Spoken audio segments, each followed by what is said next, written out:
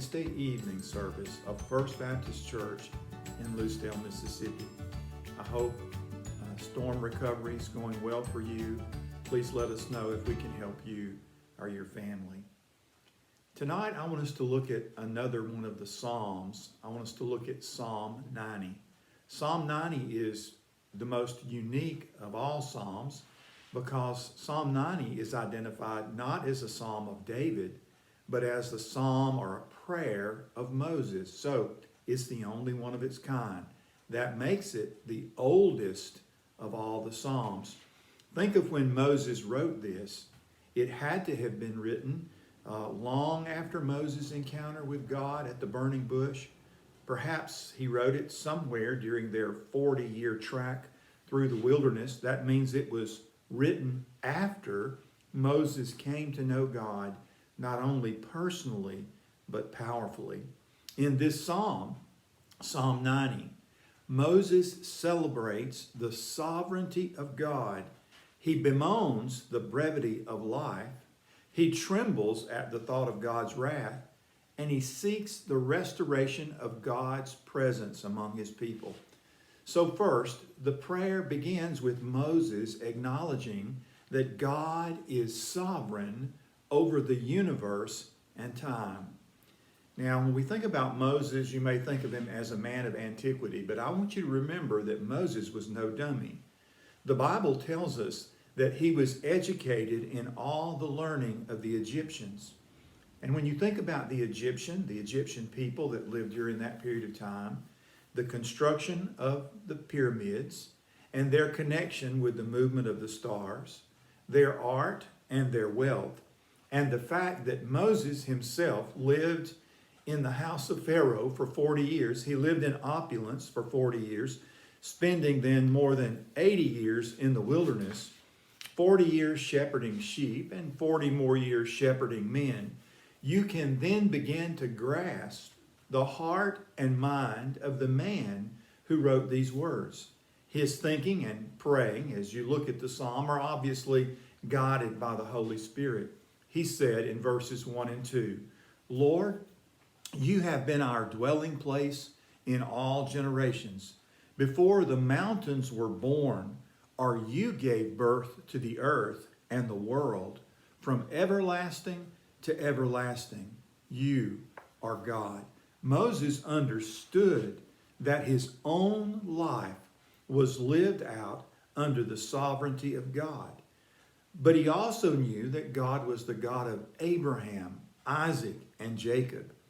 If you want to consider the depth of the man who at that moment was pondering the greatness of God, remember that everything written in the Bible, first concerning the moment of creation in Genesis 1, from that moment, the story of Noah and the flood, the story of Abraham, Isaac, and Jacob, and the story of the Exodus, and the wilderness story were all written by Moses.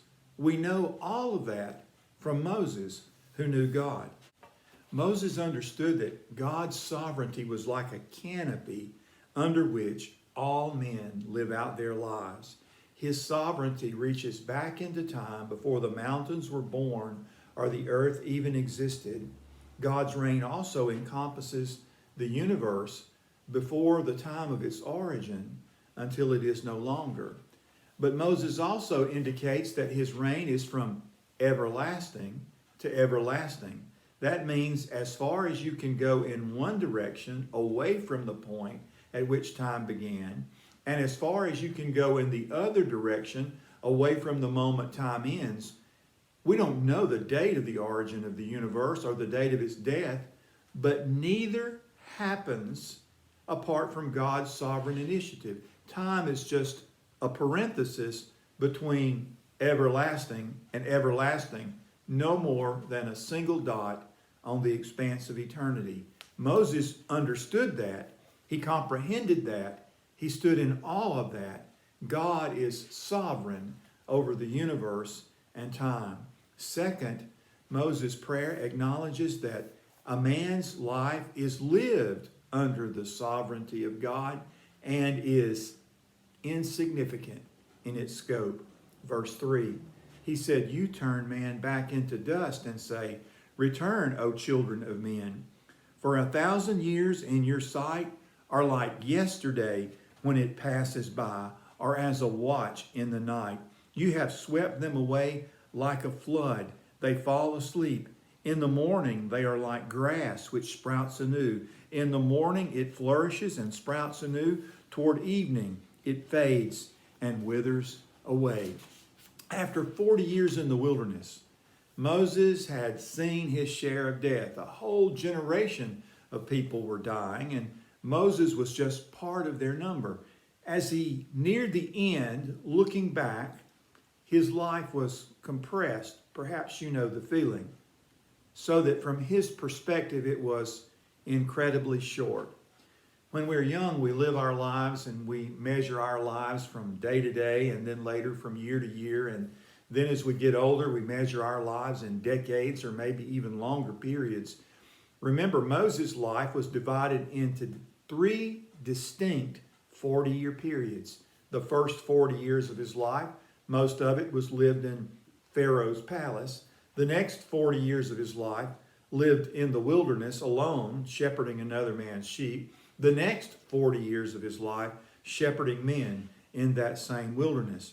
That's a long life, but it's nothing. If time is a dot on the expanse of eternity, then we are no more than a dot on the expanse of that other dot. The Bible says 1,000 years is like a watch in the night to God. A watch in the night could be a shift of responsibility as little as 3 hours. Yet think of the history that's transpired over the last 1,000 years. And then think of our country, not yet 250 years old. I think we all realize in these days how easily our country could dissolve before it reaches its 300th birthday. If it does make it to 2076, by then the vast majority of us will be gone.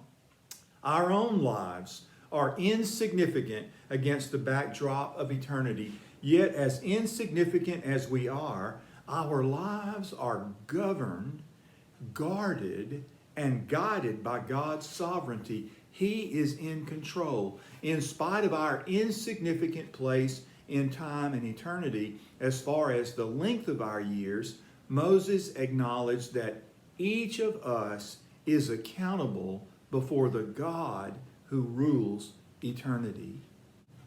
In verse 7, he writes, "For we have been consumed by your anger, and by your wrath we have been dismayed. You have placed our iniquities before you, our secret sins in the light of your presence.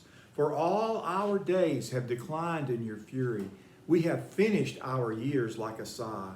As for the days of our life, they contain 70 years, or if due to strength, 80 years. Yet their pride is but labor and sorrow, for soon it is gone and we fly away. Who understands the power of your anger and your fury, according to the fear that is due you?"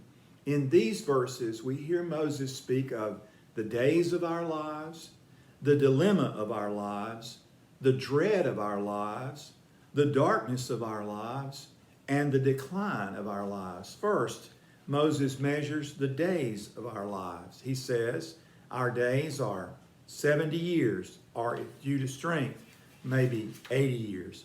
Did you know that the average lifespan in the United States is about 78 years?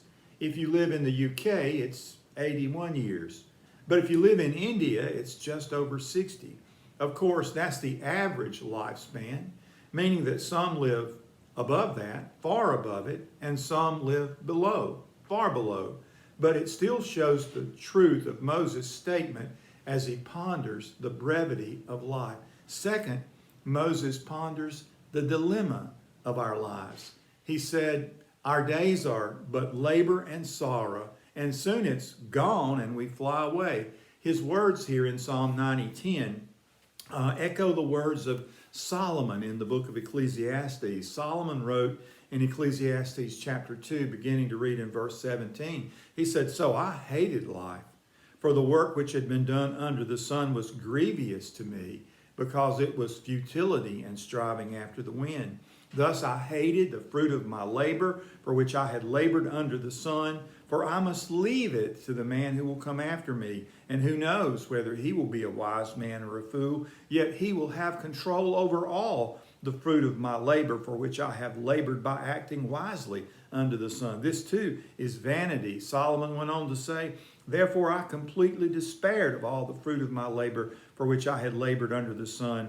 When there is a man who has labored with wisdom and knowledge and skill, then he gives his legacy to one who has not labored with them. This too is vanity and a great evil. For what does a man get in all his labor and in all his striving which he labors under the sun?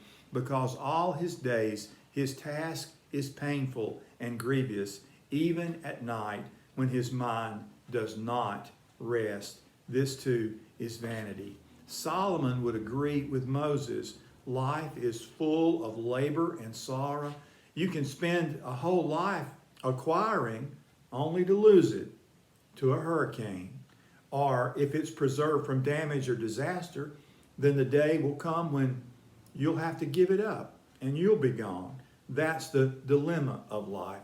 Third, Moses mentions the dread of our lives. He says in verse 7, we've been consumed by your anger, and by your wrath we have been dismayed. Who understands the power of your anger and your fury according to the fear that is due you? You see, God's wrath was very real to Moses. The people who were at the moment Moses wrote this, dying in the wilderness, were all under God's wrath. Those who were 40 and under, not even their shoes wore out. They were protected by God. Their lives were governed, guarded, and guided by God's sovereignty. But another generation was being consumed by his anger. The earth opened up and swallowed some of them. Some of them were bitten by snakes. Moses learned to tremble in the presence of God's wrath. He lived in the fear of the Lord, a fear that included an overwhelming reverence at who he was. But also, the Bible says that when Moses stood in God's presence on Mount Sinai, it says in Hebrews 12:21, that so terrible was the sight that Moses said, I am full of fear and trembling. So we've seen Moses in this psalm ponder the days of our lives and the dilemma of our lives and the dread of our lives. Now listen as Moses considers the darkness of our lives. Chapter 90, verse 8, you have placed our iniquities before you, our secret sins in the light of your presence. Here is another fact that caused Moses to tremble and really ought to cause us to tremble as well. Our secret sins in the light of God's presence. The darkness in us exposed to the eyes of God. These lives of ours, so brief, such an insignificant speck on the face of eternity, so little time to live our lives, and yet so much darkness inside us. Every secret thought and every evil deed laid bare before the eyes of him with whom we have to do, and he will hold us accountable for it all. If there is a God who governs the universe, he also governs me. One day I will give an account to him for how I have spent my life, and you for how you have spent yours. Have you ever been audited by the IRS? I haven't, but I hear it can be daunting. How about having your actions, even the thoughts and intents of your heart, audited by an all-knowing God? Moses also mourns the decline of our lives. Verse 9, for all our days have declined in your fury. We have finished our years like a sigh. Do you ever feel like life is just a downward spiral? It begins and then suddenly it's all over, finished, through. In light of these things, Moses adds one more thing to his prayer. He speaks of the desire of our life, or it was the desire of his life. He says, beginning to read in verse 12, so teach us to number our days, that we may present to you a heart of wisdom. Do return, O Lord. How long will it be? And be sorry for your servants. Oh, satisfy us in the morning with your loving kindness, that we may sing for joy and be glad all of our days. Make us glad according to the days you have afflicted us, and the years we have seen evil. Let your work appear to your servants, and your majesty to their children. Let the favor of the Lord our God be upon us, and confirm for us the work of our hands. Yes, confirm for us the work of our hands. What does it mean to number our days? Well, it doesn't mean to count them. It means to come to understand their value, how precious time is, to place the right valuation on the days that we have, and to make sure that we're living them in the right way. For ultimately, each one of our days is lived out before the Lord, and one day we're going to give an account to Him. So Moses prays that days rightly lived might be offered up as a sacrifice to God, that we might present to God a heart of wisdom. Perhaps our lives will give testimony that we lived for God and longed for God throughout all our days. Second, Moses reflects on the surpassing value of a life lived in God's presence. He knew what it was to stand in God's presence. He also knew what it was for God to remove His presence and His hand of blessing from the life of His people. So Moses preferred God's presence and God's blessing to its absence. Third, Moses lived in those days when the manna fell from heaven and was gathered by God's people every morning. Moses prayed that God would satisfy them by blessing them each day with His loving kindness, with His steadfast, royal love. That was the real joy of his life, not the riches of Egypt, not the success that he had known in the past, not even arriving at a destination, because Moses understood, as we need to, that life is not a destination. Life is a journey that is best and blessed if a person can find satisfaction in God's love. Fourth, Moses prayed that God would bring life into balance. He said, make us glad according to the days you've afflicted us and the years we've seen evil. Maybe you've experienced some sadness and sorrow in your life. Maybe like me, some of it has been self-inflicted. Can you reset the balance of life? Can you make it work out, equal out? No. Only God can do that. And so that's all Moses was saying. God, make everything balance out for us. Please make it work out. We've made a lot of mistakes. Now, Lord, would you help us? Would you redeem our failures?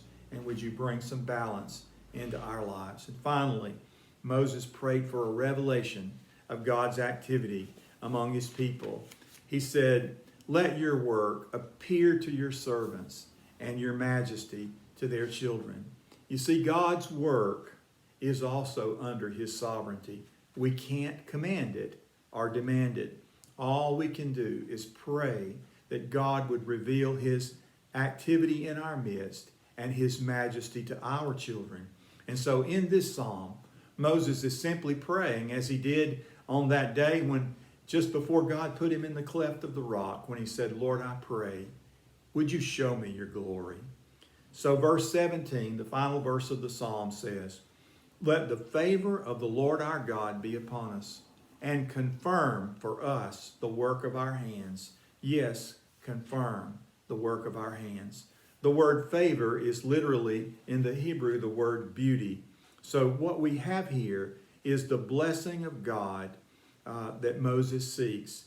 He's praying that God would add his blessing to his people, that the Lord would make his face shine upon his people and be gracious to his people, that the Lord would lift up his countenance upon his people, that he would bless them with his favor, the beauty, the outshining of God's presence upon his people is what brings them success. May he also establish, confirm, and bring to pass our collective efforts to live as his people as we live out our lives before him.